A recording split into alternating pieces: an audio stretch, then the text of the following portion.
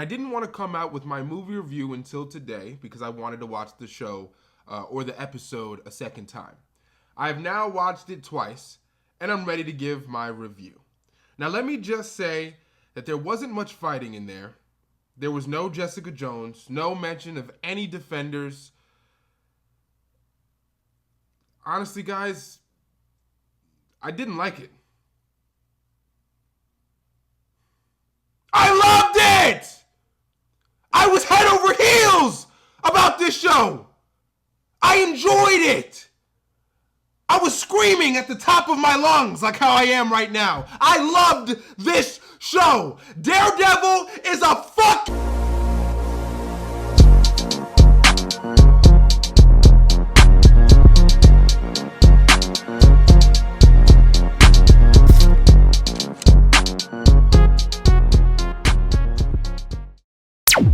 This is a spoiler warning, okay? I'm going to put this in the beginning of the video because I am not doing non-spoilers, all right? I'm just not going to do it. I don't have the time to make two separate videos, so we are only going to be talking about spoilers. If you haven't seen the episode yet, please get the fuck out of here. Like, what are you doing? Why are you watching a video about spoilers for something you haven't seen? Why would you do that to yourself? And don't blame me, okay? I don't want to be the reason why something's spoiled for you. Because God forbid something is spoiled for me, I would be mad as heck. All right? I would be mad. All right? I would hope everyone's PlayStation blows up in their house if something was spoiled for me. Honestly. If you don't have a PlayStation, your Xbox. And if you don't have an Xbox, your TV. All right, I don't like spoilers. So, if you haven't watched the episode, click off this video, go watch the episode, then come back, all right? I would love to hang out with you, all right? All right, yeah? Welcome to All Things Entertainment. I'm your host, William Thomas Alexander, and you can tell from the intro I'm hyped to make this video. I've now seen the first episode of the second season for the Disney Plus show Daredevil twice. So we start the episode out with a Fisk raid. All right, Daredevil is on this shipwreck and things are being transported. I believe they're weapons. This is Fisk's operation. The show picks up right where it left off. Daredevil in a frenzy saying that he was going to take back the city, but he was going to need help in order to do so. It doesn't matter what it takes. He is going to make sure that this city is safe from Wilson Fisk. And you start off with the TVMA rated R gore that we love to see. Daredevil is breaking fucking arms. He's stepping on people's kneecaps. He's giving us his Daredevil barbaric roar. That roar. Yeah, we love that shit.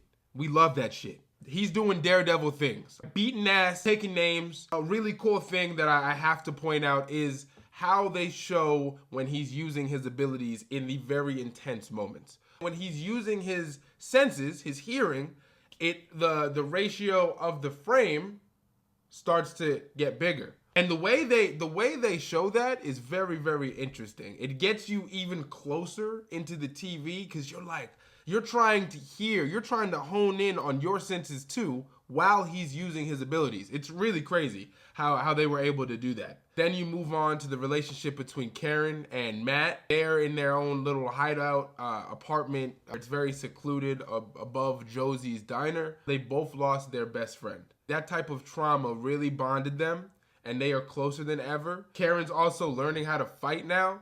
Now, I mean, it's about damn time. How long have we known Karen? About 10 years? 12 years?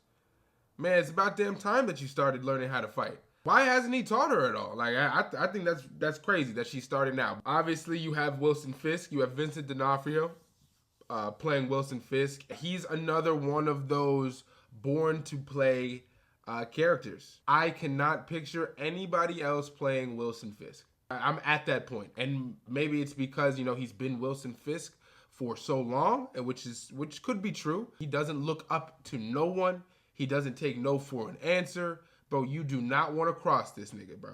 He's powerful, man, and you feel it every single time you are in a scene with him. There is one particular character in here that does not back down from Wilson Fisk. That's Matthew Lillard's character. All right, Mr. Charles. Anyone that knows if he's in the comics, please let me know, because I do not know. He is a character that literally just walks into Fisk's office and just starts acting like he is the lead of the show. I don't think I've ever seen Fisk look like the less powerful character in a scene before. There is a level that he has not reached. And I think that's interesting. That's a layer that I want to see through. Matthew Lillard's character gets a little bit more interesting because you kind of find out who he works for. In that same scene where he just barges into Fisk's office, there's a part in this scene where a call has to be made, and one of the sergeants, military sergeants, I forgot what organization they work for, but they work for the government in some way. They're in his office complaining. This dude gets a call from somebody. He gets a call from Allegra DeFontaine.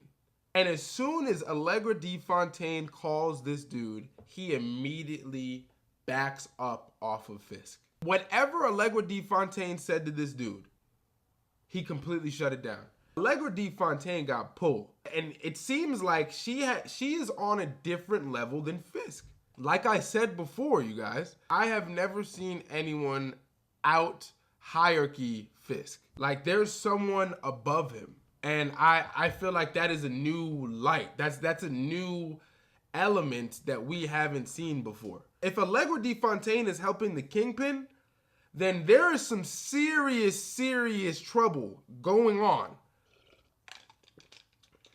The black suit is amazing. Seeing the black suit on screen in the half kind of dark but with red lighting and the different light textures, the different color palette, it looks great, man. I hope he wears this suit the whole season. It looks so clean.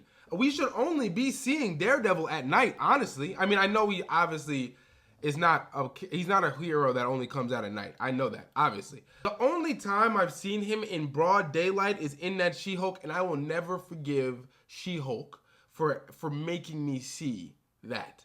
I will never forgive them for that. Seeing Daredevil in broad daylight, walking without shoes in a suburban area on grass, that shit is disgusting. That shit makes me sick to my stomach, fam. But when he's in that suit at night and he's fighting, he's lurking, trying to investigate and figure shit out, bro, it's so clean, dog. They have a nice plot point with the therapist, his old girlfriend. I think her name is Heather. She is dealing with a lot of trauma from Muse. If what Muse did to her happened to any one of us, we would have that same trauma. She was about to die. She sees Muse as a vigilante, as one of the vigilantes that Wilson Fisk is talking about.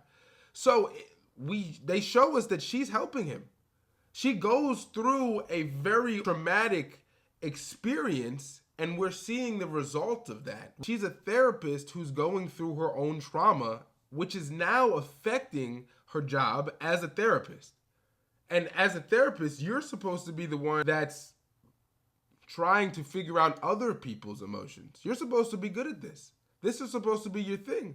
So the way she's coping with it, with drinking and doing making unethical and illogical decisions, is very, very interesting. This show ends in a fight scene in an apartment. One of the detectives, who is now retired, is getting interrogated by the task force that Wilson Fisk has set up, and they barge into his apartment. He sends a message to Matt, and Matt is there as Daredevil to help him. You have like 6 or 7 guards that infiltrated his apartment. So the task force get the upper hand on him, and they start wailing on him to the point where they rip off his fucking mask. It's crazy. His mask gets taken off, and they realize it's Matt Murdock. And right as Buddy is about to shoot Matt in the head, like, all you hear is doof, doof, doof. Sniper rounds going crazy in the apartment. It was the most jarring thing in the whole episode. all you hear is 4 or 5 sniper rounds just go off. One bullet goes through 2 people, another bullet hits 1 person, another bullet hits another person. Shit is just happening, and you're watching it through the point of view of the retired detective who's sitting in the chair with his heart pounding. And you're like, what the fuck? At first, I thought it was Punisher. I was like, oh shit, is that Frank? Did Frank just come to save the day? I was giggling like a little schoolboy. As soon as I was like, oh my God, is that Frank? Holy shit. Then you see a knife. A knife flicks in. It ricochets off the wall, off a painting, boom, boom, boom, and it sits straight down onto the floor. And all you see is, you're welcome. With the Bullseye logo on it, revealing that next episode, oh yeah, we're about to get Bullseye. I really enjoyed this episode. This was a great first episode. What a great start to the season. I'm super excited for the second episode. I heard that they're dropping the second episode and the third episode at the same time. So obviously we are in store for a crazy next 2 episodes, y'all. I appreciate you guys for watching this review. If I was going to grade this show, this first episode, I'm grading this an A+. If there's anything that you feel that I missed, please let me know in the comment section. Like, comment, do that thing you do when you subscribe. Hey, share with your friends. I appreciate you guys for watching my videos, and I cannot wait till we see each other in the next one.